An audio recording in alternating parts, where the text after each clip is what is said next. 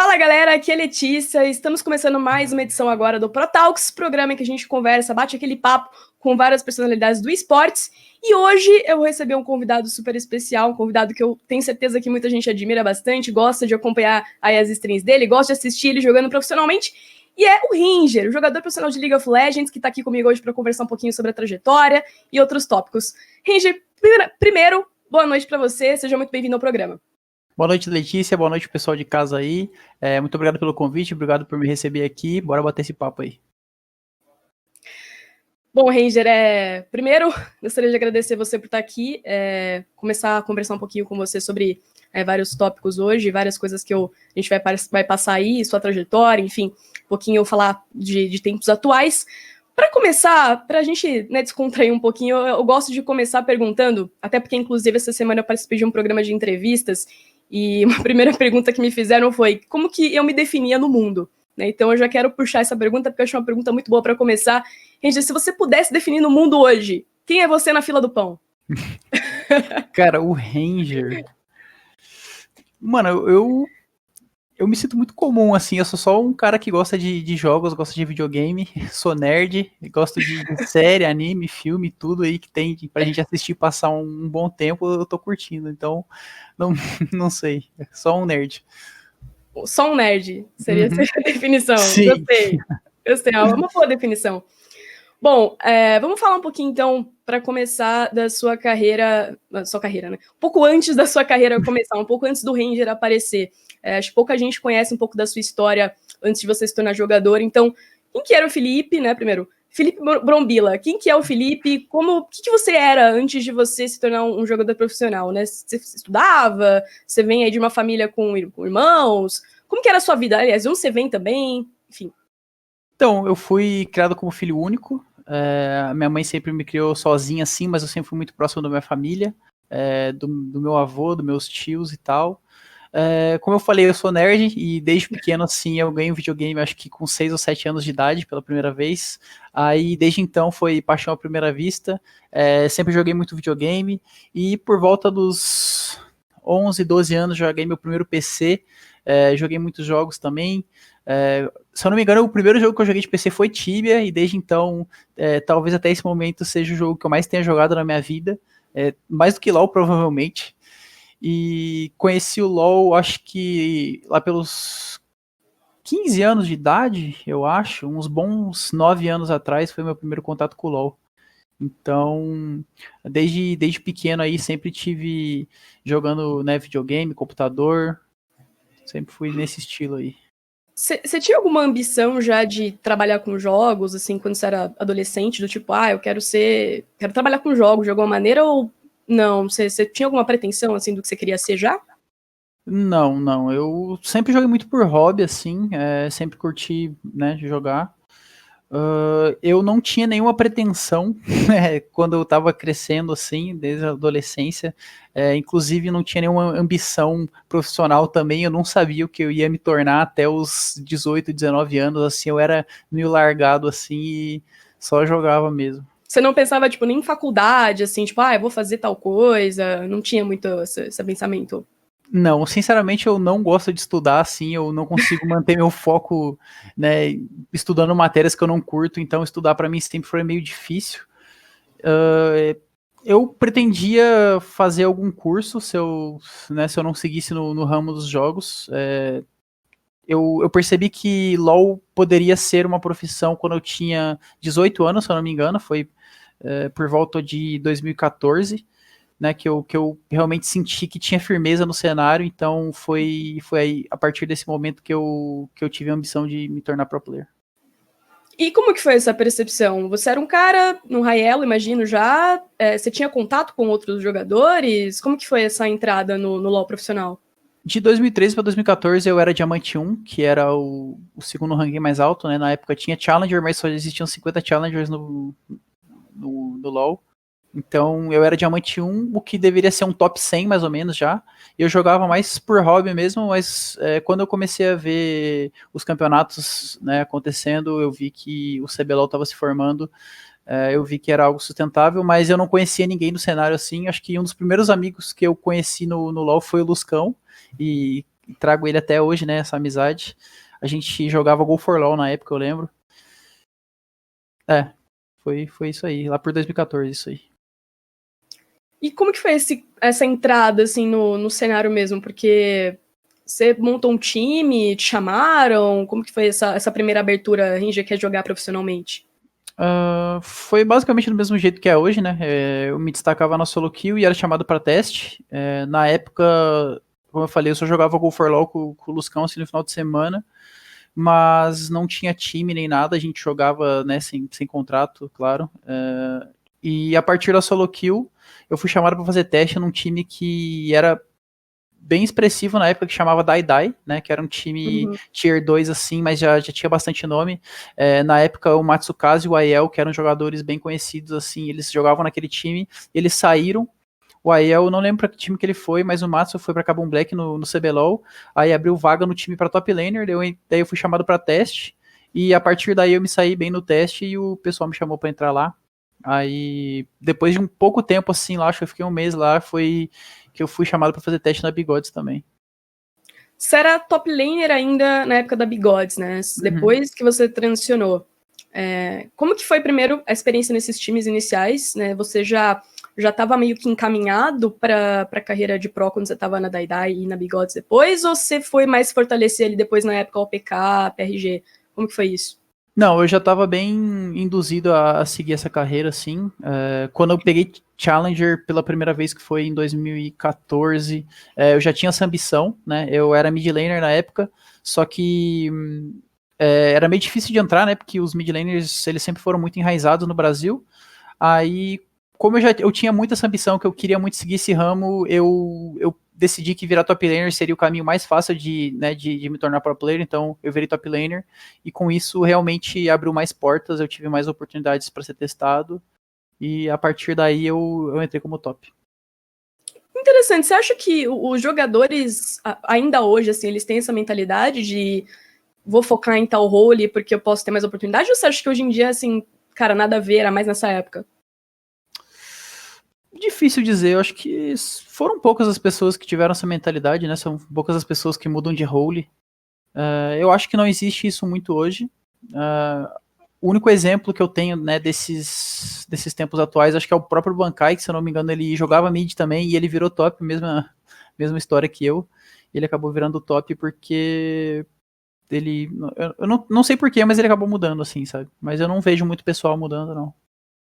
Porque me parece, assim, uma atitude que, quando você me fala isso, né, de você já ter essa pretensão nessa época, de já querer entrar na carreira, me parece que você tinha tanta essa ideia em mente que você até mudou ali para pensar em entrar mesmo, né, pensar em se desenvolver. E como que foi para você depois a troca, né? Como que foi voltar, no caso, ser jungler, e o que levou você a essa decisão depois? Necessidade? Ou você achava que você se encaixava melhor? O que aconteceu? Então, de mid para top não foi uma mudança tão drástica, né? Ambas as lanes são 1 contra 1, apesar de o top ser um pouco mais longa. Na época, o champion pool do top e do mid era muito parecido, era uma meta de Lissandra, e foi bem quando lançou o Nar. Então, era mais campeões ranged no top, e a transição foi muito fácil. Já para jungle foi uma transição mais difícil. A transição ocorreu em 2016, né, na UPK, porque basicamente a gente não estava satisfeito com a lineup que a gente ia montar para o CBLOL. Né? Quando a gente saiu da Bigodes, a gente saiu, né, todos os jogadores foram dispensados da Bigodes, que eles foram tentar, né, o acesso lá na América do Norte e tal. Aí os diretores do OPK chamaram a gente para montar o time. Eles falaram, pô, a gente quer que vocês montem o time, a gente quer o time pro CBLOL, a gente gosta, né, do jogo de vocês e tal. Então, na época a gente tinha feito um time amador, que era o Redbert e o Luscão. A gente pegou um cara aleatório da solo kill chamado MC Dinquedo, e o Shine na jungle, e eu top. Aí eles queriam essa lineup pro CBLOL, né? Ia ser a lineup da OPK pro CBLOL, ia ser essa. Só que ocorreram alguns problemas com o Shine, principalmente, que eu não me lembro o que aconteceu, mas ele não queria ir pro CBLOL, ou ele queria o acesso, algo do tipo assim, ou ele queria ficar em casa, eu não lembro o que aconteceu com o Shine, mas foi basicamente o Shine que não quis transicionar com o time inteiro pro CBLOL. Aí a gente teve a opção do Boca Junior ou do Redbert na época, e foi mais decisão assim, coletiva que o Boca estava numa fase melhor, então a gente pegou o Boca. E a gente não estava achando um jungler bom para substituir, para colocar no lugar do Shinny, né? A gente testou várias pessoas, a gente testou acho que umas 6 ou 7 pessoas, só que nenhuma, sabe, deu aquele clique de, pô, esse cara aqui vai fazer o time rodar. Aí, eu não lembro se foi eu ou se foi o Luscão, que sugeriu, mano, por que você não tenta jogar jungle, assim? Porque eu sempre fui shot caller, né? Jogando mid ou top, eu sempre fui muito vocal. Só que coordenar o time do top, às vezes, era um pouco complicado, né? Dependendo do matchup, às vezes você tava sendo cacetado debaixo da torre e aí é meio difícil você dar cal. Aí eu tentei virar jungle e meio que deu certo, assim. Logo de cara, eu vi que era uma role que dava para coordenar bem o time desde cedo, então foi uma role que eu encaixei bem. E a gente acabou chamando o Aoshão pro top, que ele também era um cara bem vocal, assim, um cara que tinha uma mente mais coletiva para ajudar o time, então acabou dando relativamente certo. Olhando para trás, assim, hoje em dia, como que você vê essa mudança? Você acha que foi a melhor coisa que você fez? Ou, cara, foi uma ação individual que você fez naquela época que seria melhor para todo mundo, né? Que seria uma ação coletiva também, que deu certo? Como que você vê isso hoje?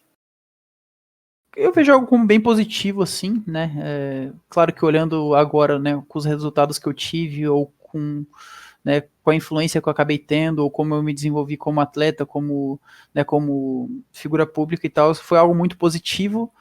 E é algo que eu faria novamente, assim, sabe? Eu não teria medo ou receio de dar cara a tapa, de mudar de role. Inclusive, teve uma época que eu quase virei suporte, assim, porque era uma role que eu sentia que estava meio que em falta no Brasil em alto nível. Então, eu acho que é algo que faz parte do meu perfil, assim, eu, eu não tenho problema nenhum em abrir mão em algo pessoal para um bem maior coletivo, acho que é grande parte do esporte, sabe? E você vê isso como uma atitude que é rara no esportes, porque é difícil, né, a gente olhar para um jogador hoje em dia que abriria mão de uma role, né? Por exemplo, eu sei, o Luscão teve muito que fazer isso. A gente tem outros jogadores, por exemplo, o Eza trocou de role já. Uhum. Você acha que essa é uma coisa que grande parte dos jogadores não aceita muito bem? Não vejo tanto assim deles não aceitarem. Eu, né, já convivi com diversas personalidades, com vários atletas dentro de game house e, sabe, papo de background, assim, o pessoal fala, eu jogaria essa role, eu acho que eu sou melhor que o fulano nessa role, nossa, esse cara tá jogando muito mal, sabe, esse tipo de coisa assim. E eu acho que tem gente que teria coragem de dar a cara a tapa. Já tiveram, né, várias pessoas que fizeram e deu certo, né, o Minerva, Tai, ESA, etc. Então, eu não acho que seja algo tão único assim. Eu vejo que qualquer pessoa que tem uma mentalidade de ganhar acima de qualquer coisa, acho que faria isso. Entendi. É justo. Acho que se você quer ser um jogador, um atleta, né, em alto nível, você tem que pensar que nem tudo é só em torno de você, né? Muitas coisas vão ser ali a serem trabalhadas, a serem discutidas pelo time. E se for o caso, né, se for algo que vá atribuir o melhor desempenho, eu acho que é muito válido e eu concordo contigo. Então, voltando para esse tópico inicial, né, da sua carreira mesmo, nesses times que você passou, Bigodes, OPK, PRG, cara, o que você acha que esses times, eles te trouxeram de melhor, assim? Porque não foi uma carreira, não foi um momento da tua carreira que tenha tido tanto auge, né? O auge que veio mais na época Kabum. Mas o que você tirou desses momentos, assim, nesses 3 times?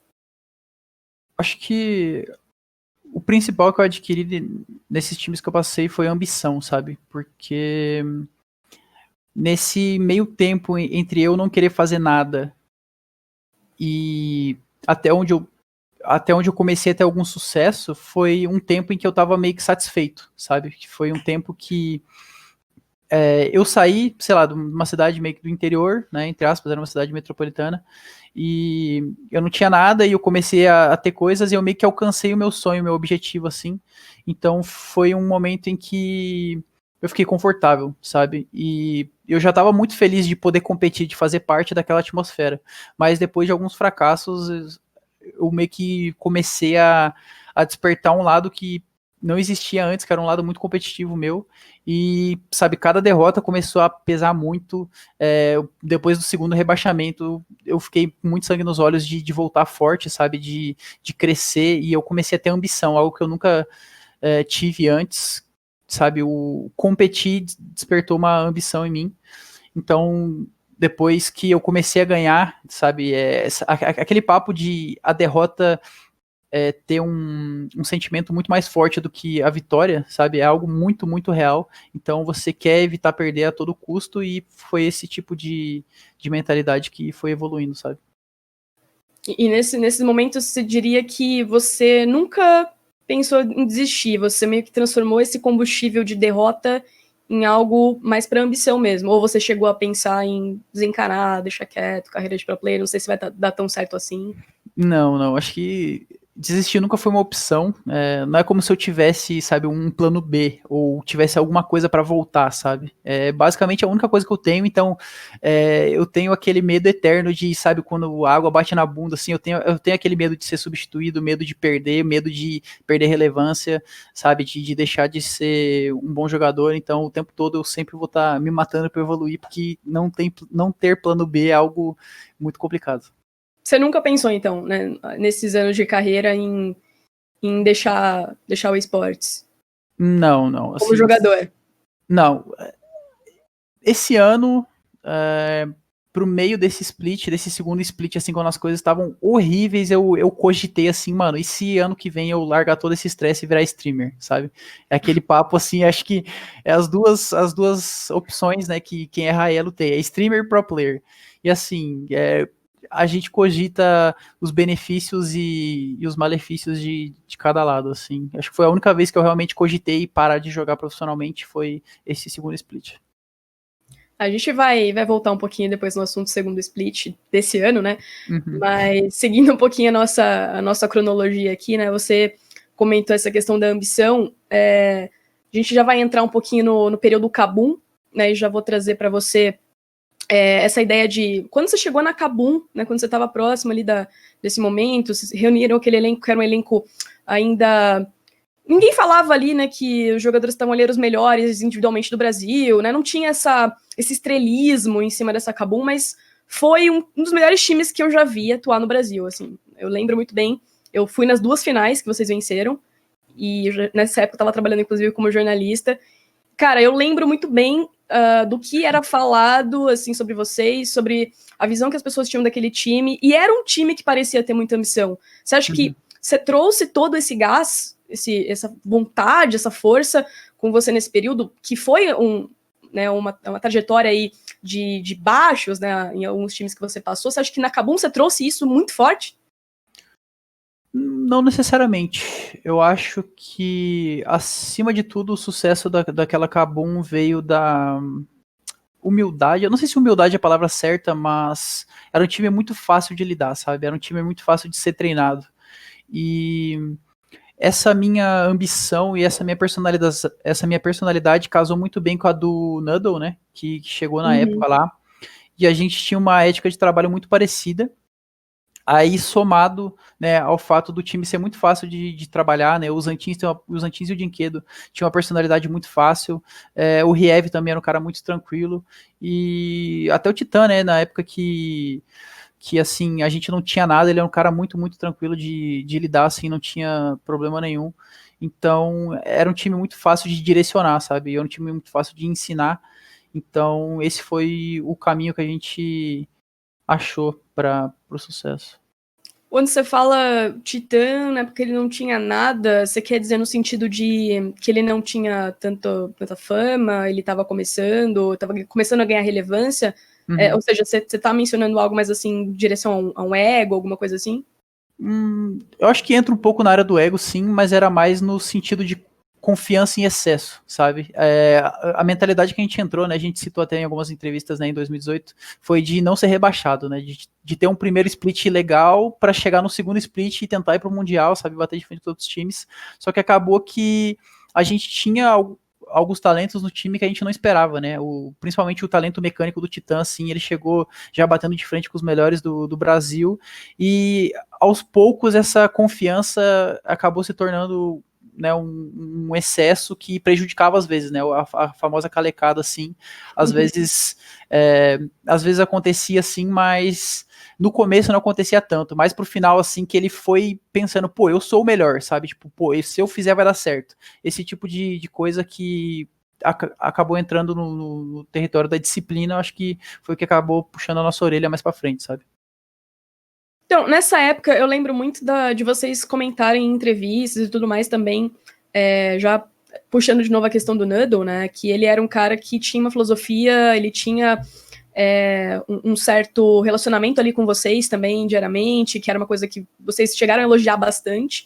Entrando nesse ponto agora, para entender um pouco melhor o que aconteceu, o quão importante de fato foi a entrada do Nando Nakabum e o desenvolvimento dele com vocês, e como que você compara ele com outros coaches, né, que você já trabalhou, você, no sentido de assim, você vê que existe uma ausência de coaches que saibam trabalhar algumas questões no Brasil, enfim, queria que você entrasse um pouco nessa questão agora. O ponto forte do Noodle sempre foi ele ser um cara muito disciplinado e sistemático. Então, no momento que ele trouxe esse bom exemplo pra gente e conseguiu direcionar o time de uma forma mais sistemática, né? Nosso time fazia um básico assim, sem se arriscar muito, e a gente conseguia trabalhar o mapa muito bem. Então, esse sempre foi o grande diferencial dele. Ele não era um coach revolucionário que chegava e falava, nossa, você vai jogar de Nidalee mid, Ashe suporte e a gente vai ganhar o jogo. Ele sempre foi um cara que pegou a informação de fora e soube reutilizar ela muito bem aqui dentro, entendeu? Então, isso somado ao fato da gente ser um time muito fácil de trabalhar, fez com que a gente evoluísse bastante. E eu acho que o fato dele falar inglês também ajudou um pouco, porque eu não sei qual o problema que a gente tem com um treinador brasileiro, mas não é a mesma coisa a gente ser treinado por um cara um pouco mais rigoroso, uma postura melhor, faz um efeito melhor, assim, sabe? Cara, eu tenho uma curiosidade, até vou perguntar pra você, porque é uma coisa que eu já ouvi de algumas pessoas, mas assim, eu não sei o quão isso é boato ou é verdade, assim, ou é realmente real. Mas muita gente diz que, mas Player BR não respeita Coach BR, né? Tem um discurso assim, né? Acho que você já até ouviu isso também. E eu gostaria de ouvir de você, que já passou por vários times, se isso tem algum fundo de verdade, né? Se os coaches BRs, eles são de fato, os players têm dificuldade de ouvir eles, mas quando chega um cara de fora, que de repente tem um conhecimento ali, passagem por alguns times um pouquinho maiores, como que é isso pro jogador? Cara, com certeza existe isso, de jogador não escutar tanto treinador brasileiro, mas é muito mais uma questão do cara ter moral, assim, sabe? Tem toda uma história, né, de cada personagem no cenário tem uma história, e é meio que a experiência que você teve com ele no passado é o que, né, você vai levar em consideração.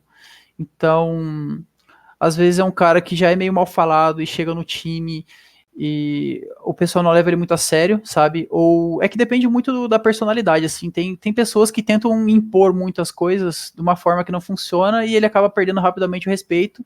E tem, né, técnicos brasileiros que são muito respeitados, né? Eu cito aqui o Maestro, ele é um cara que eu nunca trabalhei com ele, mas eu respeito ele muito. Eu tenho certeza que, né, o trabalho dele é muito bom só pela ética, pela postura dele, sabe? Ele parece ser um cara muito bom.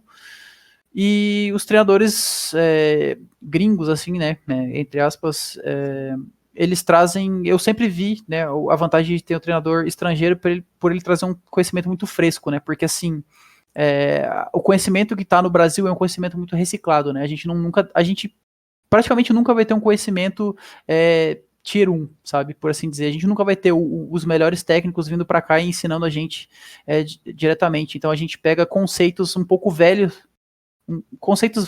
que são de regiões maiores e acabam sendo reciclados aqui. Então, essa que eu sinto que é a diferença, sabe? Você acha que existe ainda vamos dizer, um abismo entre o conhecimento aqui no Brasil e em grandes regiões, né, LPL, LEC? Você acha que existe realmente isso? Ou a gente está realmente chegando mais próximo, assim, a cada ano que passa? Você acha que isso está diminuindo ou ainda não? É um gap grande? É algo que ainda vai demorar? Eu não sinto esse gap fechando, principalmente quando eu tenho contato, né, basicamente, cada split eu tive contato com um treinador estrangeiro diferente de nível mediano ou nível baixo, certo? Por exemplo, a gente teve o Stardust no primeiro split agora de 2020, eu aprendi coisas com ele que eu nunca tinha aprendido antes, sabe? E a mesma coisa quando eu tive o Tab na Kabum em 2019, e a mesma coisa quando eu tive o Hiro pela primeira vez, e a mesma coisa quando eu tive o Noodle pela primeira vez, né, em 2018 também. Então, sempre que a gente traz um treinador novo, eu particularmente, eu aprendo bastante coisa com eles, assim, sabe? E eu fico imaginando se um treinador que vem para o Brasil, né, que é uma região que tem baixa remuneração em relação à China, em relação à Coreia, né, Europa, etc. Se um treinador desse nível já agrega tanto para mim e para o meu time, e, sabe, para o cenário no geral, imagina um treinador vindo diretamente do mais alto nível, sabe? Então eu sinto que existe esse abismo, sim, e eu não sinto ele se aproximando, sabe? Você não sente que a cada ano que passa, então, isso diminui de algum jeito? Não, eu temo que talvez até aumente, de certa forma, assim. Isso mesmo com a vinda de alguns treinadores estrangeiros, assim. Você acha que ajuda, mas não do jeito que você gostaria?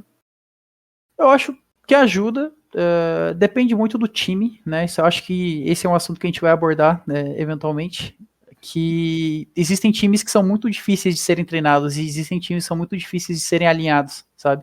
Então isso dificulta muito o trabalho dos treinadores. E por mais que você tenha o cara pronto para te passar o conhecimento, pronto para agregar para o time, para o individual, às vezes esse conhecimento não é bem aceito, sabe? Justo. Show. E correlacionando agora um pouco esses técnicos estrangeiros que você mencionou, né? Bastante gente sempre mencionava o Hiro como o cara de destaque, né? Até na época da Kabum também.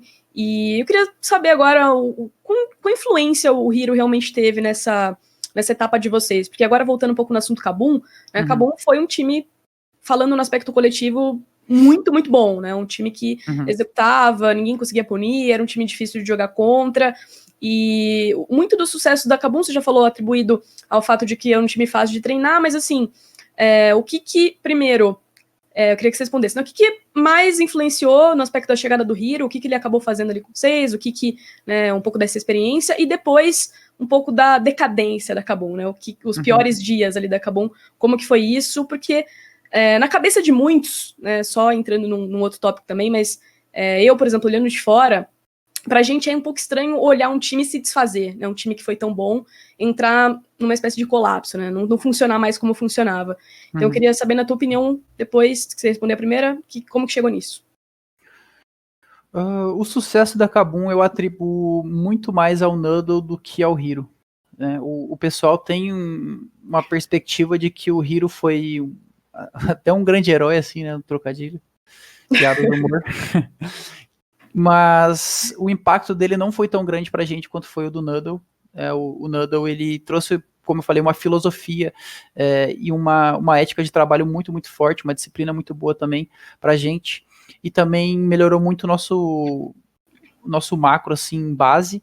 E o Hiro, quando ele chegou, ele foi muito mais um cara de podar as asas do que a gente estava fazendo em excesso, do que um cara que realmente modelou a gente, sabe, ou ensinou muito pra gente. Então ele era aquele cara que chegava e falava, Ranger, você vai jogar de Sejuani, sabe, tipo, você vai parar de se matar na jungle lá de Kha'Zix, e Titã você vai parar de dar W pra frente, sabe, ele é o cara que começou a draftar TK pra salvar o Titã no meio das loucuras. Então ele era um cara que ele era bom em gerir as pessoas, assim, ele era um cara bem adaptável também, porque no começo, quando o Hiro chegou, ele era um cara muito duro, assim. Eu lembro uma vez que ele chegou no review e a gente tava zoando, assim, a gente tinha perdido um treino e a gente deu uma brincada, assim, uma risada, sabe? Tipo, nossa, olha como a gente é ruim, sabe? Deu uma risadinha, ele virou muito sério, assim, olhou no fundo do nosso olho e falou, mano, para de rir, não tem graça, sabe? Tipo, era um negócio que era novo pra gente, assim, mas depois do tempo ele virou um cara mais brincalhão, assim, ele conseguiu se adaptar mais com o time e tal. Mas ele não foi aquele cara que modelou a gente, sabe? Nesse sentido. E a segunda pergunta, qual que era? Era do colapso da Kabum, né? Do momento em que vocês começaram a já não jogar mais a mesma coisa, alguma coisa estava acontecendo ali e tudo mais, e o time depois se desfez, né? O colapso da Kabum... a gente já tinha começado mal, né? O segundo split de 2018, se eu não me engano, a gente começou 0-3, algo do tipo. Sim. E no segundo split, acho que foi a mesma coisa, né? A gente começou meio mal. Um pouco entra nessa área de nós nos acharmos bons e começar meio que um salto alto, de certa forma. Né? A gente tem um mau hábito aqui no Brasil de achar que porque a gente foi bem no split passado ou porque, né, a gente, sei lá, foi bem de uma maneira geral, que a gente vai continuar sendo bom e o que a gente vai fazer vai dar certo, né? Mas não é assim que as coisas funcionam, né? Obviamente. E no segundo split a gente já começou com meio que esse salto alto. E a gente trouxe o Tab também, né? Que ele era um cara muito, muito rígido da China. E a metodologia dele não bateu muito com a do time, assim, sabe? Ele fez mais um desserviço no começo da gestão dele, em traumatizar os jogadores, entre aspas, assim, e acabou afetando a gente meio que a médio prazo, assim, somado com o fato da gente já não estar mais tão unido como grupo. O nosso off-game tava muito bom, assim, a gente convivia muito bem, sabe? A gente gostava de sair junto ainda e pá. Só que o nosso dentro de jogo já tava meio calejado, assim, sabe? Tipo, pô, mano, a gente joga junto há 1 ano já e, pô, você continua errando a mesma coisa, sabe? Tipo, pô, sabe, esse mau hábito aí, mano, você não vai arrumar nunca, sabe? Então, esse tipo de atitude, assim, acabou meio que fazendo uma bola de neve que fez com que o nosso time não encaixasse mais. Então, você acha que foi mais problemas in-game que off-game, assim? Off-game vocês eram ainda amigos, assim, tinham uma relação e mais próxima e tudo mais? Não, com certeza. O ambiente, assim, era muito bom, né? A Jaga era muito boa. Eu gostava da estrutura, gostava do time. Acho que tudo era de boa, assim. Era mais o in-game mesmo, que a gente não tava se acertando. O meta mudava e alguém não se adaptava rápido o suficiente, sabe? Tipo, esse tipo de coisa. Entendi. E aí, bom, a gente vai entrar um pouquinho nas suas experiências lá fora, né? Fora do Brasil. E aí eu gostaria também de tocar no tópico de você, nessa época, ter meio que se construído como um vilão pro público, né? Assim, depois vieram algumas declarações, uns tweets seus, né? Tipo, mais tóxicos, assim, respondendo o público e tudo mais, que ficou meio marcado na tua carreira. Uhum. E eu lembro de uma entrevista que você deu pra ESPN falando assim, cara, eu não sou vilão 100% do tempo, né? As pessoas meio que criaram essa imagem e elas entravam na minha stream e falavam, você é um bosta, você não sei o quê. Agora, eu queria que você entrasse um pouco nisso, né? Primeiro, como que foi a experiência lá fora para você e como que, na sua opinião, essa imagem ela começou a ser construída? Porque foi mais ou menos nessa época, né? Você já era um cara que farpava, mas começou a pegar mais nesse mais ou menos nesse período. Uhum. Então, assim como você mesmo falou, eu sempre fui um cara que farpava, né? Eu lembro que em 2016 eu fiz uma brincadeira com o Diude, que a gente foi jogar um relegation, eu falei que ele ia cair pro circuito. Aí depois, um split depois na UPK, eu lembro que a Red estava muito forte e eu falei, o Napom é um ponto fraco da Red, sabe? Tipo, aí o pessoal meio que notou isso também. E meio que todo split, assim, eu sempre dei uma opinião mais ácida, assim, sabe aquela opinião que o pessoal não gosta de dar para não ser criticado? É o tipo de opinião, assim, que eu dou e não tem problema com isso. E isso foi potencializado, né, com o fato de eu ter ganhado mais mídia, depois que eu ganhei o primeiro split, né, que a gente foi para o MSI, o Brasil todo, né, tava torcendo para Kabum para ter um bom desempenho e tal. Aí quando a gente teve, né, um desempenho ruim contra os turcos lá, que a gente foi amassado de 21-1, nossa, teve muita mensagem, sabe, xingando o time, esse tipo de coisa, e eu fui inocente e imaturo o suficiente de responder a algumas das coisas, e acabou repercutindo bem mal, assim. E depois disso eu já ganhei bastante notoriedade, né, por ser tóxico, né? Eu acho que foi a primeira impressão maior que eu tive foi isso, até que saiu notícias e punição, etc. Então, o pessoal que não me conhecia, a primeira imagem que tiveram de mim já foi nesse lado, assim, de, pô, esse cara é tóxico, sabe? Então, isso meio que acabou virando uma bola de neve também, e eu meio que abracei isso de certa forma, porque não tinha pessoas que faziam esse papel, tirando, acho que o Talkers, né, na época, o Mylon já tinha se aposentado, então não tinha muitas pessoas que faziam esse papel, e algumas pessoas grandes no cenário, assim, meio que aconselharam de pô, isso que você tá fazendo aí, se for feito de uma forma boa, é algo que vai dar uma repercussão legal, sabe? Então é algo que eu meio que abracei porque casa um pouco também com a minha opinião pessoal, sabe? Eu nunca tive problema em ser sincero, assim, eu me considero uma pessoa muito aberta.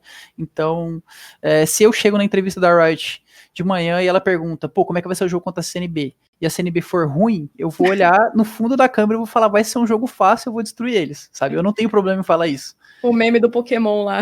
Isso, meu Pokémon maravilhoso. Então é mais nesse sentido, assim.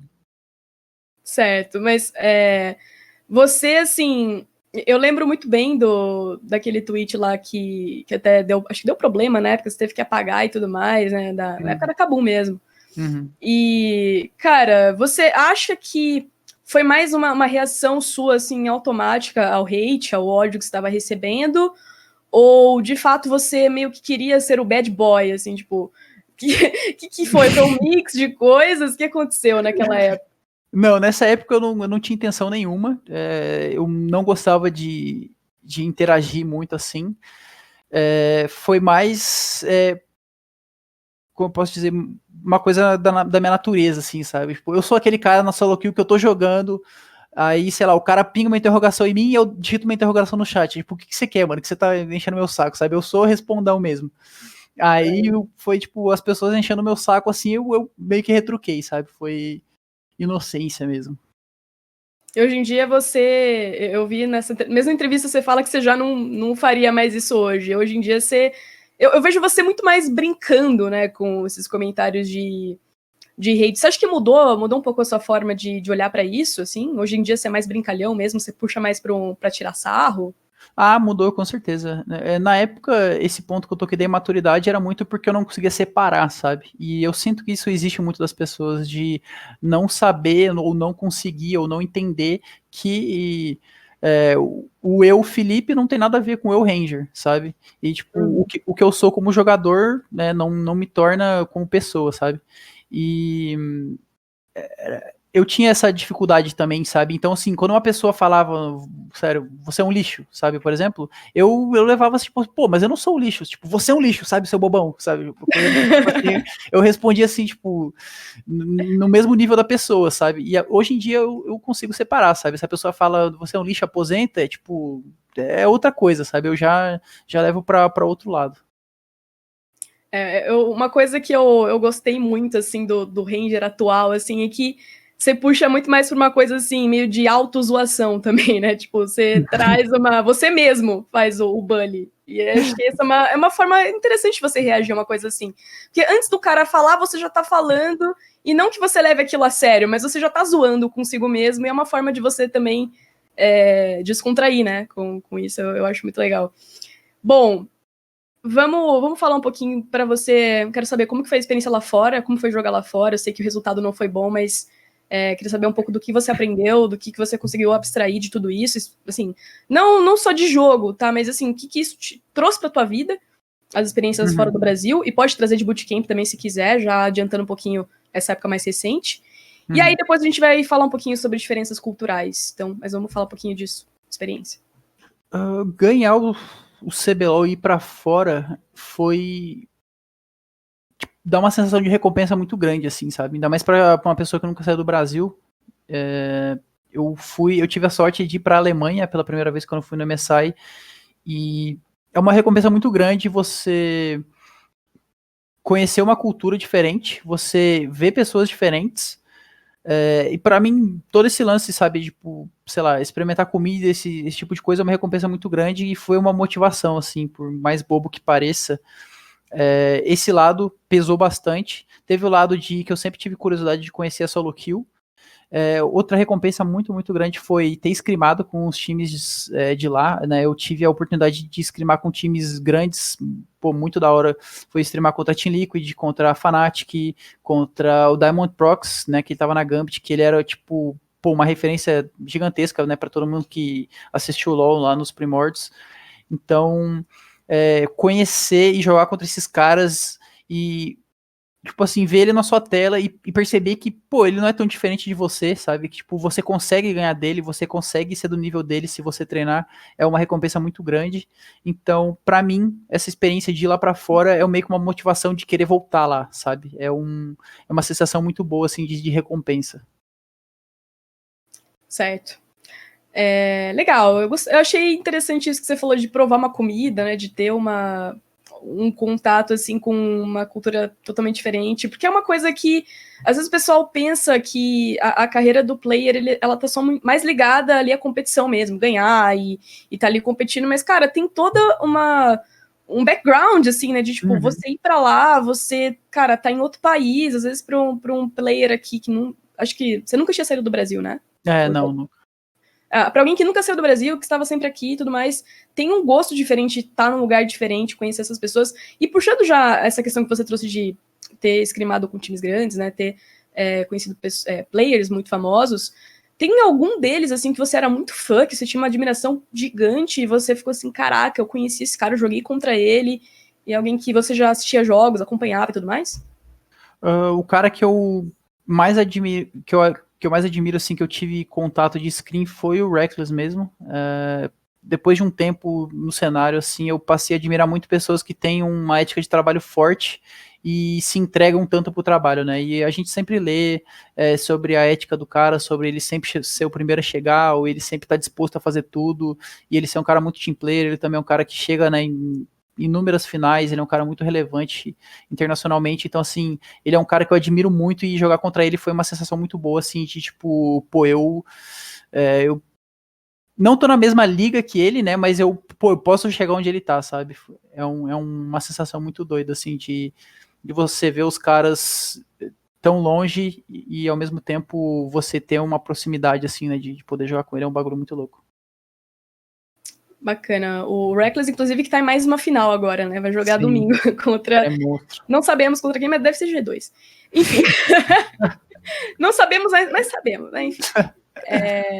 Cara, agora, puxando um pouco de mentalidade, de coisas, né? Você que recentemente jogou com jogadores estrangeiros, maior diferenças que você vê entre mentalidade e atitude, né, em relação ao Brasil e lá fora, né? Você é uma pessoa que já falou muito sobre isso, sobre, né, questões culturais. Eu queria agora entender um pouco melhor de você mesmo, o que você acha que é tão diferente, o que você apontaria como algo que você acha que lá fora é melhor do que aqui, em termos dos jogadores, né, de comportamento, não só do gameplay em si, né, mas a nível cultural.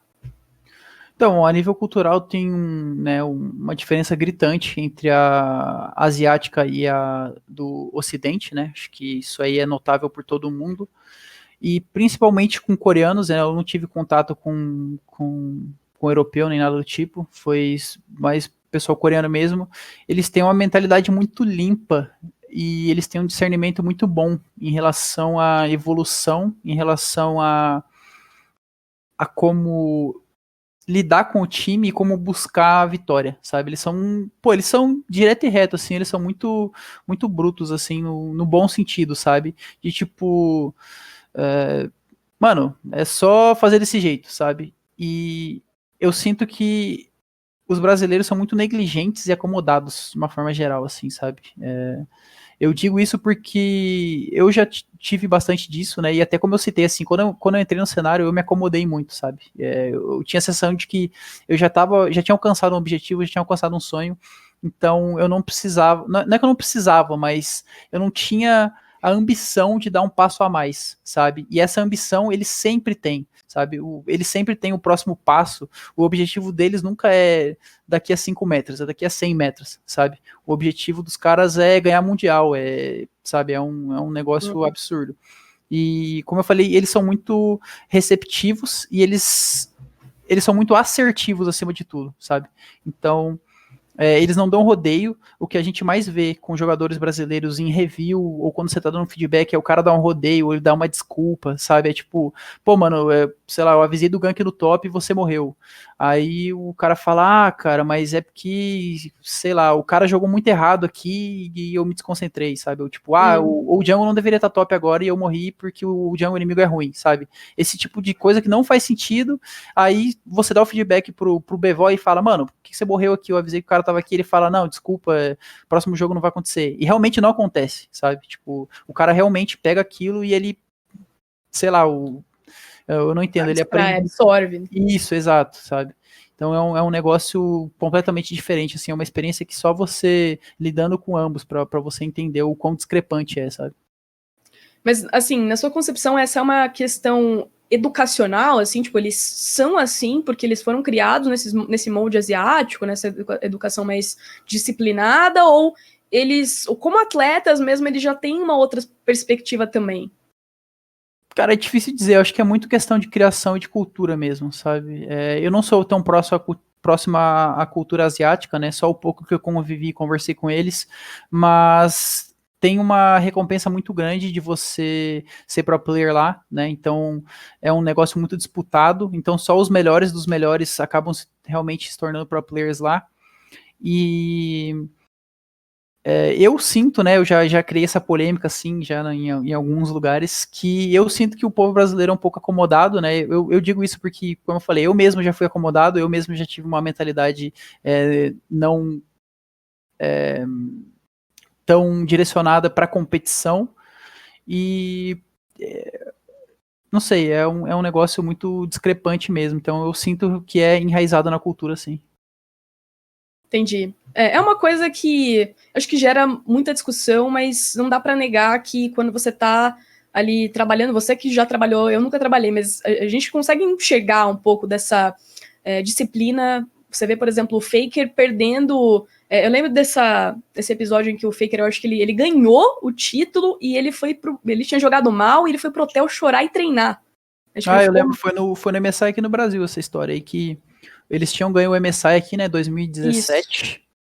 E o Faker voltou pro hotel, assim, tava tendo festa, e o Faker, ele tava bolado com ele mesmo e voltou e spamou o solo kill a noite toda, porque ele não tava se sentindo digno de ter ganho, sabe? Eu acho que esse episódio, assim, pra mim, quando me contaram isso, eu achei, cara, absurdo, assim, no sentido positivo, assim, porque, tudo bem, tem limites, né? Às vezes o cara também se cobra demais e isso não é legal, mas... e eles mesmos, eles até entram, às vezes, num colapso, uma crise por conta disso. Mas eu acho muito interessante você ver, assim, a diferença que existe entre jogadores que são mais ali... que perdem motivação fácil, né, às vezes, e jogadores coreanos, chineses, que estão lá e, cara, o cara não desiste enquanto ele não for o melhor, né? Eu acho que essa é uma questão mesmo interessante. Ranger, agora, cara, aproveitando que a gente tá nesse tópico de diferença cultural e tudo mais, eu vou voltar naquele tema, aquele tema mesmo, a solo kill. Porque isso aí, esse ano, foi algo que, né, deu muito o que falar. E eu fui uma das pessoas que tava com você na sua opinião. Eu acho que, até na época eu fiz um tweet sobre que eu entendi o que você quis dizer. E na minha concepção, o que você dizia tinha sentido para mim, né? Que é aquele tweet que você fez, falando sobre, né, eternos figurantes e tudo mais. Que ficou marcado, enfim. Mas assim, já entrando nesse assunto, né? Eu queria até que você comentasse um pouco mais, assim, da repercussão, porque... E até explicasse melhor aqui o que você quis dizer nessa época com relação a isso, porque eu vi muita gente, tipo, batendo muito pesado no que você havia falado, mas, assim, eu imagino para você como é ser frustrante estar numa região, né, ser um jogador profissional numa região que é considerada a pior região do mundo, e cara, como é ser frustrante você ser um atleta numa região como essa, uma região que gera muito meme, né, gera muito bullshit, muito comentário, e assim... E eu vejo que, eu já assisti muitas das suas streams, eu sei que você é um cara muito esforçado, você se explica muito do jogo para as pessoas, inclusive eu aprendi muito nas suas streams, mas eu queria entender, assim, porque para mim é frustrante quando eu me coloco no seu lugar, e na hora que eu vi aquele tweet, naquele momento eu pensei assim, cara, ele tá fazendo isso no momento que ele deve estar frustrado, e eu entendo essa frustração. Perfeito. Então, aqui, o tweet, ele foi... um monte de frustração acumulada, sabe? O ápice foi numa partida, assim, de nível grão-mestre ou challenger que, sei lá, o que estava acontecendo não existe, sabe? Tipo assim, era um negócio surreal de errado, assim, um monte de coisa. Mas, primeiro de tudo, eu eu tava sentindo, né, ainda sinto isso até hoje, que o matchmaking, ele deu uma zoada de uns anos pra cá, e assim, o pessoal tá subindo de elo de uma forma bizarra, assim, sabe? O pessoal que tá grão-mestre, eles eram Diamante 4 na última season, por exemplo, e o nível não bate, sabe? Uhum. As pessoas que estão jogando não são do mesmo nível, então isso gera uma frustração muito grande. Mas o que eu quis dizer com aquilo de eternos figurantes foi mais no sentido de que, da minha experiência, a gente não vai alcançar o que a gente tanto quer, sabe? Tipo, eu não sinto que é tangível a gente disputar e chegar numa quarta de final do Mundial, sabe? Isso foi o que me frustrou muito, assim, porque é um negócio que eu quero muito, sabe? É um negócio que eu batalho muito e eu vejo as pessoas ao meu redor batalhando muito também, mas é um negócio muito limitante, sabe? Porque assim, você vai fazer um bootcamp, você fica 2 meses na Coreia, você consegue elevar o seu nível, sabe? Tipo, nós somos humanos, a gente consegue bater de frente com os caras se a gente treinar no mesmo nível que eles, sabe? A gente viu já internacionalmente o Jinkedo laneando de igual para igual com o Jensen, o Goku e o Showmaker, sabe? Tipo, também, pô, tranquilo. Só que, assim, você vai pra Coreia, você joga 2 meses lá, você fica de boa. Aconteceu isso comigo. Eu voltei pro Brasil, o primeiro split agora de 2020, eu tava jogando muito bem, eu tava num nível individual muito bom, eu tava me sentindo muito bem. Só que depois sei lá, um mês na solo kill do Brasil, o seu nível volta a despencar, sabe? Você não consegue manter o seu nível, você não consegue evoluir, você não. É uma sensação de impotência muito grande, porque você sente que você não vai conseguir chegar lá nunca, sabe? Então foi nesse sentido aí dos eternos figurantes. E, cara, eu consigo sentir, assim, me colocando no lugar, né, de um atleta, me colocando no seu lugar, eu consigo sentir o quão frustrante deve ser você querer chegar muito longe, mas você vê que existe uma série de dificuldades, né, desde a gente ser uma região muito isolada, até, assim, ter muita gente na solo kill que, claro, assim, na época do teu tweet, eu lembro que muita gente falou assim, mas nem todo mundo tem obrigação de ser pro player, né, nem todo mundo quer ser pro player, e esse, ao meu ver, não era o seu ponto. Com certeza. E assim, tanto que assim, eu entendi o que você quis dizer. Eu acho que muita gente entendeu que você estava obrigando as pessoas, assim, não, porque o Mono Champion que joga para produzir conteúdo, pra ali botar o vídeo dele no YouTube, stream, esse cara tem que ser próprio. Não era isso que você estava querendo dizer. Você queria que o pessoal que está no high elo tivesse um conhecimento ali mais aprofundado, que fosse atrás, né, quisesse realmente se desenvolver. E quando a gente olha para outras regiões, eu acho que isso faz muito sentido. Mas também, mais regiões, mais desenvolvimento. Se a gente for falar aqui de Europa, China, Coreia, né, são outras realidades também. Tem muito mais gente e muito mais gente querendo ser pró pela recompensa que tem. Então, eu entendi na época e eu me coloquei assim muito nesse lugar de frustração. Eu acho que é difícil. E eu não vou nem perguntar para você se é difícil, porque eu sei que é. Mas assim, como que você lida com isso no dia a dia, assim, do fato de saber que essa realidade é difícil, de ter essa noção, e o que você faz para manter um mindset decente? Então, é bem complicado, assim, né? Para manter o mindset, eu acho que é mais questão de você ter um objetivo, né? Eu setei já que o meu grande objetivo aqui no Brasil, no LoL brasileiro, é me tornar o maior jungler de todos os tempos. Então, isso é um negócio que me dá motivação, assim, para acordar 8 da manhã e tomar meu café, ir pra academia e voltar, assim, tipo, pô, eu vou alcançar meu objetivo, sabe? Tipo, de ter a mentalidade alinhada. Então, eu acho que esse é o segredo, assim, de qualquer coisa que se você quiser, se você quiser ter motivação, você precisa ter um objetivo traçado muito forte, assim, sabe? E agora falando um pouco desse objetivo, né?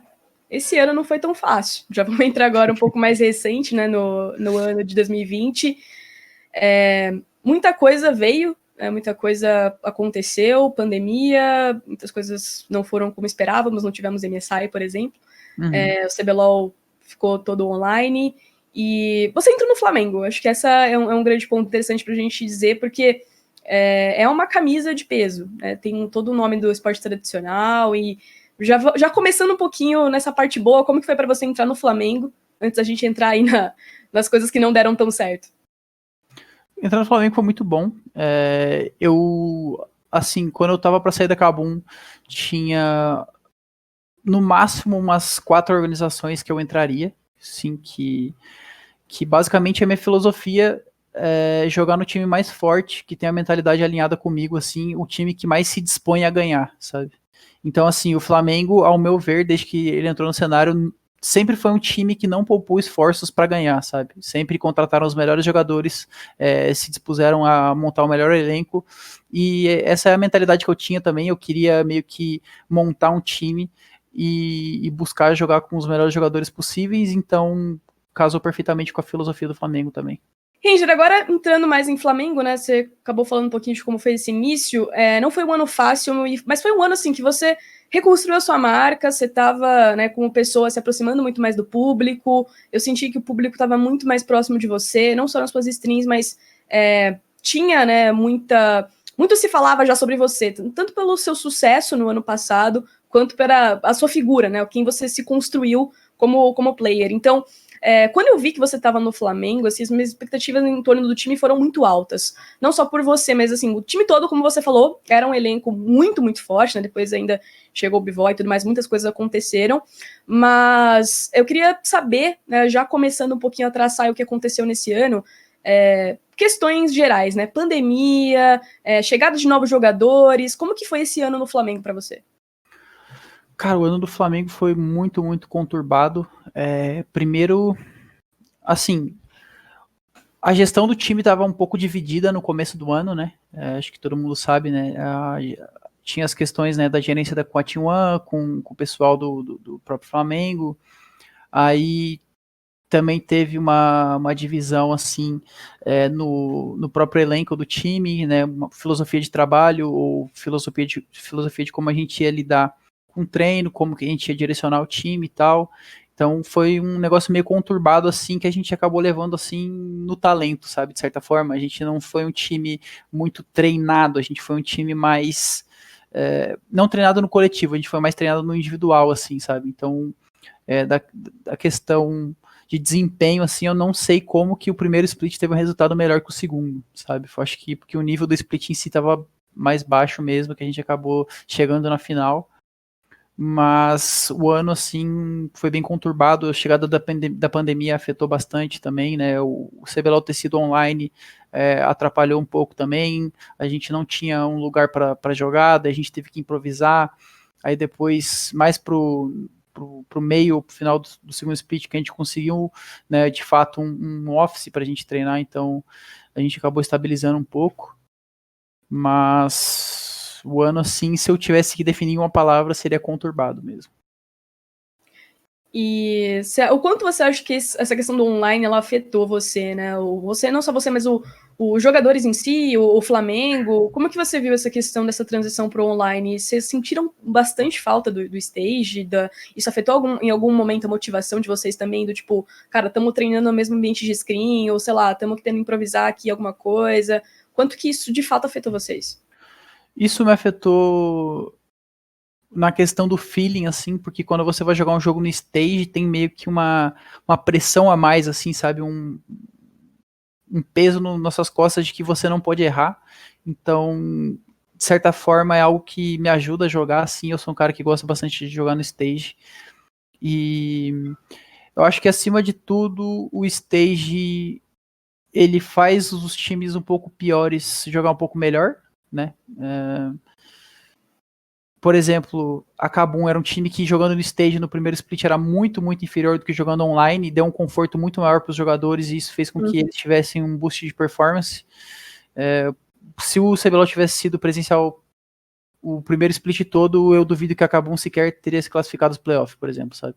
Então, eu acho que é mais nesse sentido de perdão, boostar os outros times do que ter um efeito na gente, se é que você me entende. Você acha que essa questão da gestão, né, de complicações que houveram dentro do time, elas foram muito importantes para definir esse último split? Porque foi um split realmente muito conturbado, como você falou, um split com punições, em que eu lembro de vários tweets, né, se eu explicando um pouquinho, esse é o pior split da história do time, né, alguma coisa assim.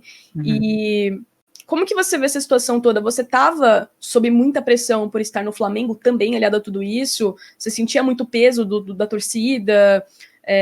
do que estava rolando ali, porque era um elenco também, né, extremamente promissor, assim. O que você acha que acabou pesando mais no final das contas em todas essas questões que foram muito conturbadas, de fato? Esse pior split do time, né, que foi o segundo split de 2020, agora o último, eu nunca senti, provavelmente nunca vou sentir muito o peso da torcida em si, sabe? Eu sempre falo que existem 3 camadas de cobrança, que são você em primeiro, né, o seu time em segundo e depois a torcida em terceiro, e a torcida nunca vai ter mais pressão do que o time e você mesmo, sabe? Então, o que pesou muito nesse segundo split foi realmente a pressão do próprio time. A gente se colocou muitas barreiras, assim, a gente mesmo se limitou nesse segundo split. Questão de Champion Pool, sabe? Tipo, eu não vou jogar com campeão early game porque a gente erra muito no mid game e o jogo fica difícil de fechar, sabe? Esse tipo de mentalidade aí foi o que mais afetou o nosso time e esse tipo de mentalidade também acabou gerando desconfiança, sabe? E criou uma bola de neve que ficou um negócio meio incontrolável, assim, muito difícil de jogar. Então, eu sentia que com o elenco que a gente tinha, né, com os nomes que a gente tinha, com o talento individual que a gente tinha, a gente sequer chegar aos playoffs foi um negócio bizarro, assim, sabe? Foi um marco muito negativo para a história do time. E eu tenho muita compaixão, assim, como eu falei, por times que têm essa filosofia vencedora de não poupar esforços para vencer, sabe? Então, assim, eu sempre simpatizei muito com o Flamengo, não pela torcida, não pelo time, não pelo futebol, mas sempre por essa mentalidade de vencer acima de tudo. Então, no momento que eu contribuí para essa história negativa, foi algo que me afetou bastante, assim, eu me senti muito envergonhado, sabe, de estar naquela situação. Você diz do split ter sido muito ruim e você tá lá nesse momento, você acha que pesou realmente bastante negativo, assim, pra você, no final das contas?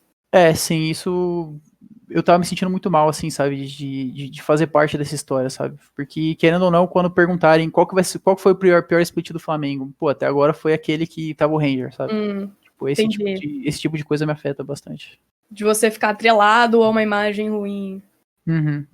Isso não faz eu duvidar de mim mesmo, mas traz um peso negativo que, como eu falei, pro meu objetivo de me tornar o maior de todos os tempos, pesa negativamente, sabe, então é um negócio delicado. Inclusive, eu ia mencionar, né, foi um split que muito da sua performance individual, às vezes, né, foi criticada, foi pesada, não só de você, né, o Goku também, o pessoal falou bastante, de que não estava mais jogando a mesma coisa. Olhando para você, né, a sua gameplay individual, como que você avalia esse 2020? Você acha que seu rendimento caiu, independente do que esteja envolvido, né, seja pandemia, seja qualquer coisa, como que você avalia o seu individual em 2020? Cara, no primeiro split tava muito bom, eu tava bem satisfeito, assim, com o meu nível mecânico, né, eu tinha acabado de voltar do bootcamp da Coreia, e a gente tava indo muito bem também, apesar do nosso time jogar de uma maneira não muito ideal, né, na minha opinião, assim, a gente jogava muito no individual, a gente criava janelas em momentos não tão oportunos, mas dava certo, então a gente meio que, tipo, ignorava, assim, sabe, de certa forma.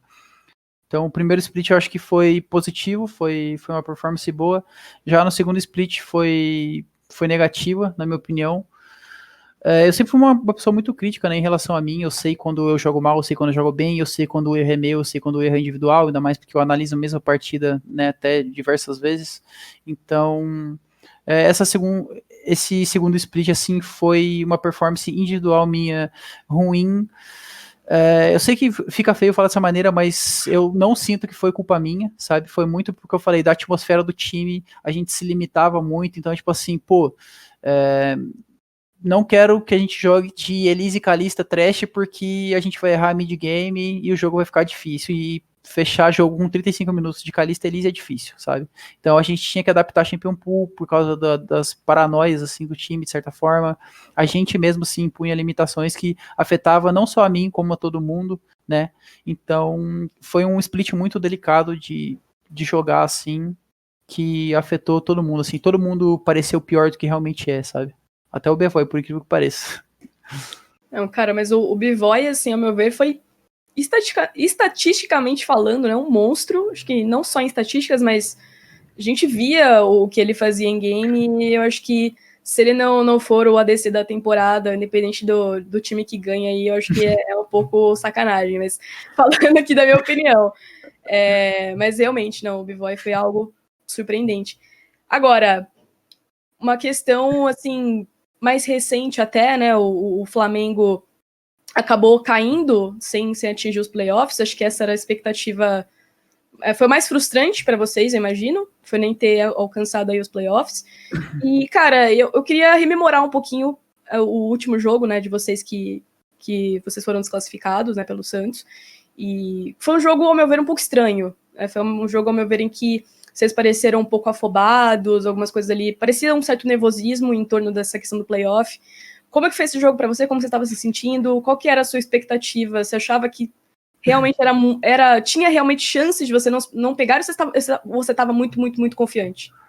Não, eu estava bem confiante sim, até porque o Santos foi um time que eu sempre achei fácil de jogar contra eles, tanto em treino quanto no CBLOL, a gente já estava 2-0 contra eles. Eles eram um time que dependiam muito do solo lanes para fazer alguma coisa, então se a gente conseguisse ter um bom draft contra eles, era bem difícil deles jogarem. E foi um jogo que eles pegaram a gente muito de surpresa, né? Esse meta de Sonalux, a gente não achou que eles iam jogar com o Cujuzinho. Aí a gente acabou deixando o Sonalux para eles, e depois a gente não achou que o melhor jogador deles, que é o Rainbow, fosse jogar de utility mid, que era 7, então a gente foi pego de calça riada no draft, e ainda por cima, com o fato deles jogarem completamente sem pressão, a gente acabou tomando alguns erros, né? A gente pegou uma comp que jogava muito early game, a gente precisava amassar o early game sem errar, e a gente errou ali umas 2 vezes, né? Um dive no bot e um 2v2 no top, que acabou meio que botando o prego no caixão ali, porque contra a Sonalux, se você não ganha o jogo em 15 minutos, fica muito difícil.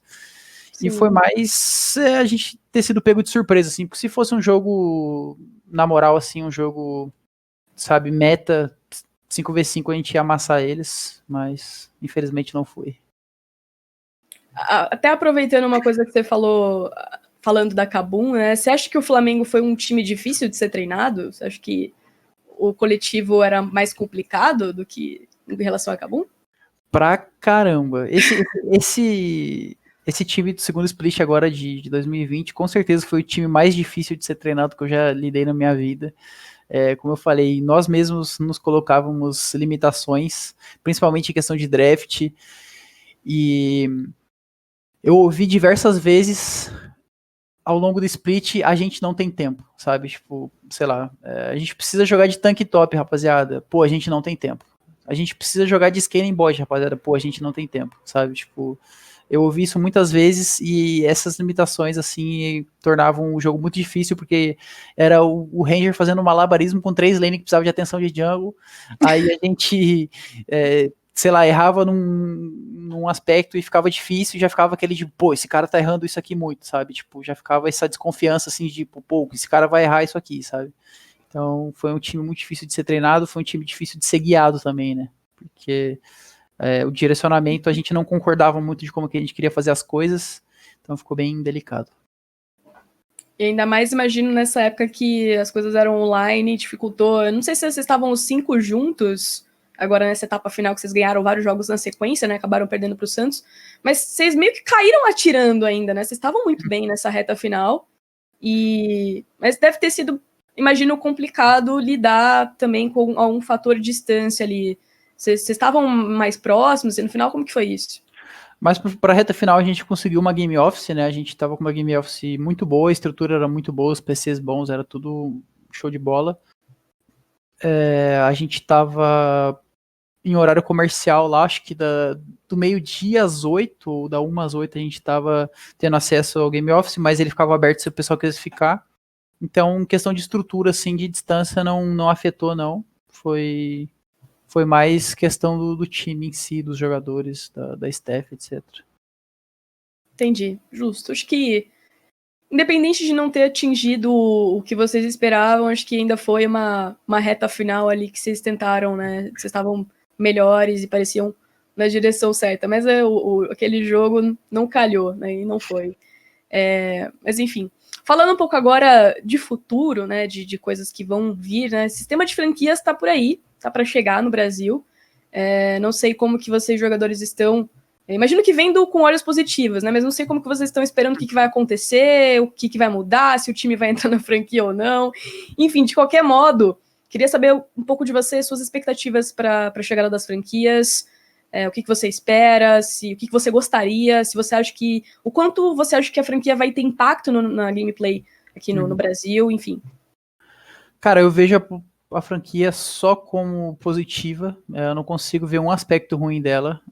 O pessoal, né, o que eu já ouvi algumas vezes, assim, que o pessoal tem receio é de que os jogadores fiquem acomodados, mas eu acho que não existe isso se for o mesmo sistema de franquia, né, da Europa e do NA, que você pode trocar de jogador a qualquer momento, né, você pode negociar o jogador, trocar ele. Então, assim, se o pilantra tá ficando acomodado ali, troca ele, acabou, sabe, tipo, bota o outro cara com mais vontade. Eu acho que já passou da hora do Brasil ter 10 times jogando CBLOL, então se realmente for 10 times, acho que vai ser algo muito positivo. Eu vejo também uma revisão no formato como algo muito positivo. Eu não gosto muito do sistema de melhor de 1, eu gostaria que fosse que nem a LCK, melhor de 3, que nem era o CBLOL 2018. Então, assim, pra mim só tem aspectos positivos da franquia, eu particularmente estou muito ansioso para jogar. Eu acho que essa estabilidade, essa visibilidade que vai trazer para o CBLOL, eu espero que traga recursos também, né?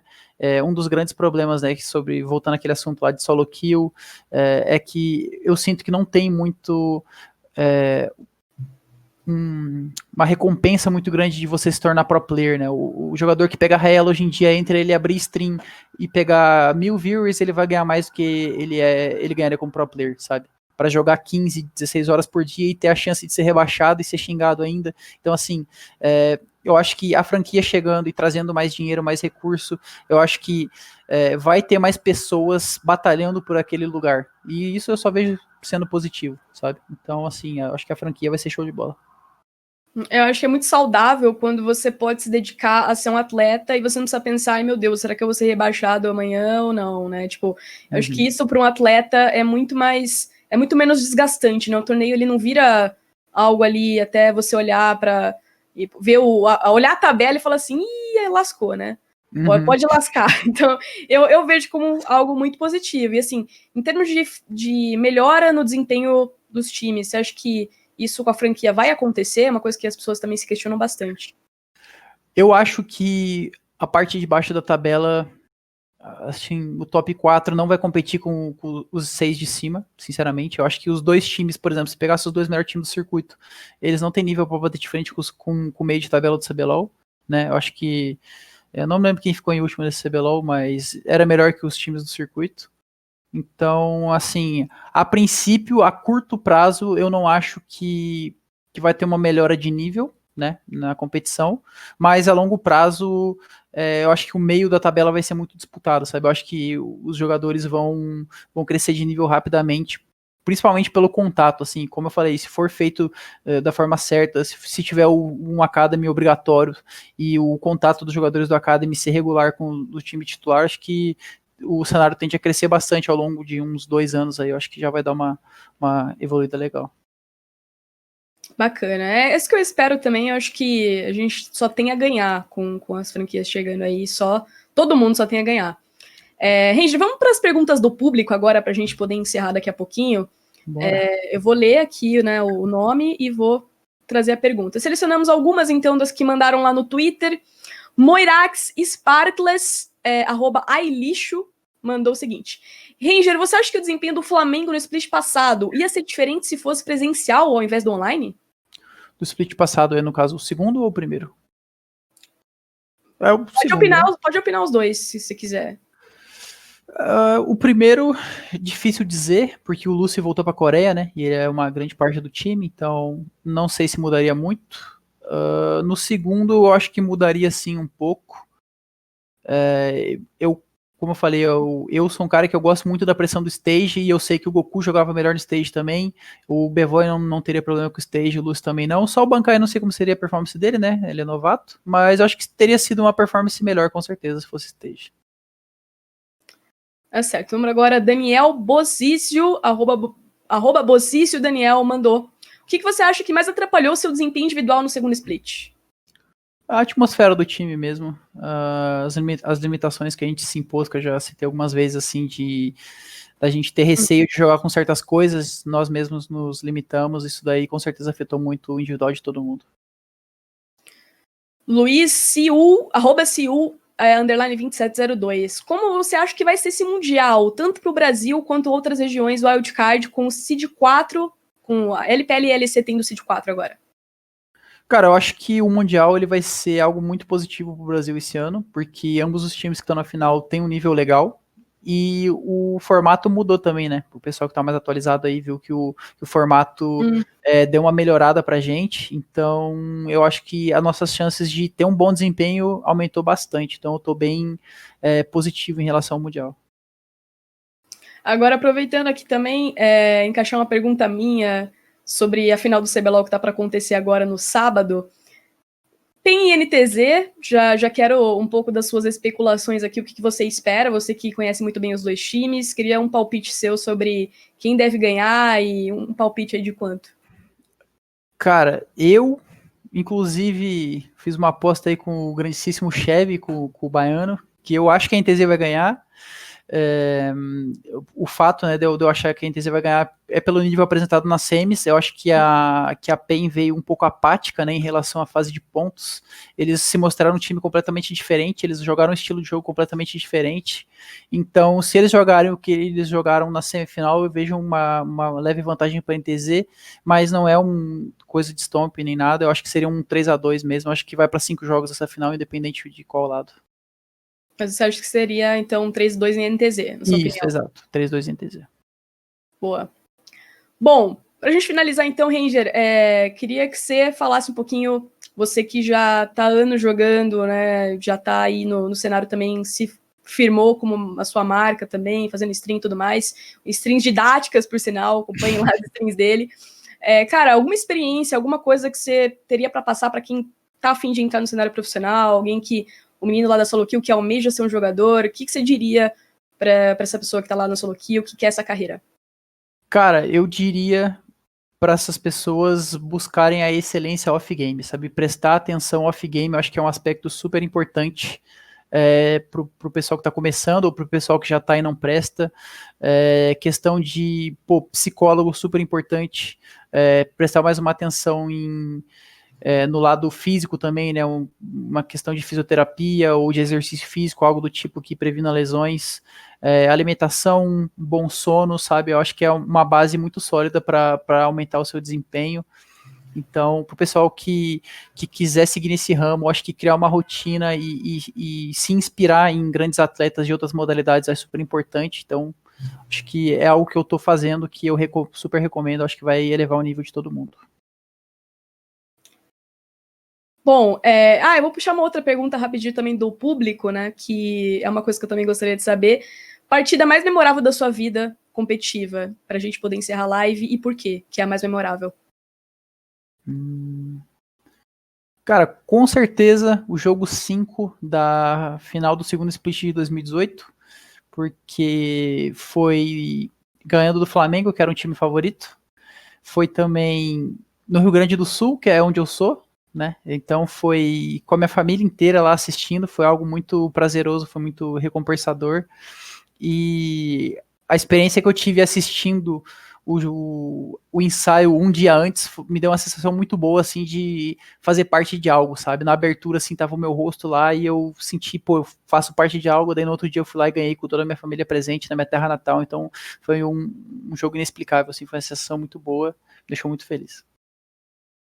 Bacana, bacana. Eu tava nessa final, essa final foi, se não me engano, foi a que teve o show do Emicida, né? Isso, foi. Cara, foi muito da hora essa final, foi muito da hora, eu gostei bastante. E Foi. eu lembro muito bem o fato de serem 5 jogos também deu uma emoção, assim, fantástica pro negócio, foi um show, foi realmente um show. Final com 5 jogos é maravilhoso, mano. Tomara que seja de novo. Esperamos isso nesse sábado, esperamos. Ranger, agradecer muito você por estar aqui no programa, por ter feito parte dessa segunda edição. Muito obrigada por ter aceitado o convite. Suas considerações finais aí, pode se despedir da galera, fica à vontade para dar qualquer recado que você quiser. Não, só agradecer a galera aí que tá acompanhando. muito obrigado por acompanharem sempre, pelo interesse. É sempre muito bom trocar uma ideia também. Essa pergunta de vocês aí sempre da hora. Muito obrigado a Letícia, muito obrigado ao pessoal do programa que me convidou, que me recebeu. Foi muito da hora. Tamo junto aí. Até a próxima. É isso. Bom, agora que terminamos essa entrevista incrível, passar um pouco da nossa agenda aí para vocês, então. No dia 3/9, às 20 horas, teremos High Elo de Valorant com Kaov. Essa stream ainda não dá para perder. Kaov manda demais. Eu assistiria, eu inclusive vou assistir. Quero ver se a gameplay dele tá em dia para poder analisar. E dia 5, 6 e 7, às 14, aí vai rolar o Gaming Culture Invitational de CSGO, campeonato misto para você acompanhar também. Só as feras jogando, vai valer muito a pena. Então acompanhem também. É isso, galera. Eu queria agradecer a todo mundo que acompanhou. Muito obrigada aí a todo mundo que participou, enviou as perguntas. Muito obrigado de coração. Espero que vocês tenham gostado do programa. Qualquer feedback pode passar lá pro Twitter da Gaming Culture ou pro meu também, @LeticiaXMota. É isso, tá? Muito obrigado por ter acompanhado. Até semana que vem. Até a próxima. Tchau, tchau.